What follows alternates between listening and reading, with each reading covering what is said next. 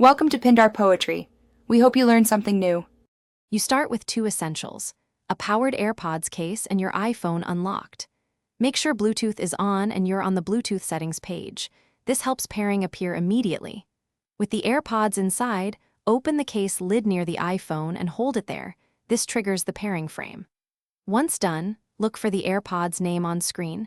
This step is quick because iOS prioritizes nearby Apple devices for a fast connection.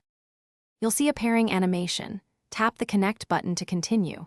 If iOS asks about Siri, Find My, or Analytics, accept or choose based on your preference. These enable features like automatic device switching and location tracking. Make sure software is up to date if options look limited, because updates improve compatibility. Once iPhone and AirPods exchange credentials, the device will install necessary settings. You finish by confirming functionality. Play audio and use the volume slider or control center to verify output goes to AirPods. Make sure automatic ear detection and press and hold gestures behave as expected. These settings live in Settings Bluetooth, next to your AirPods. If things go wrong, reset the AirPods. Hold the Setup button for about 15 seconds until the light flashes amber then white, then repeat pairing. This clears pairing data and resolves most connection issues quickly.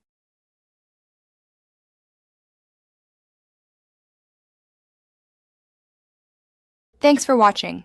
Consider subscribing if we helped you.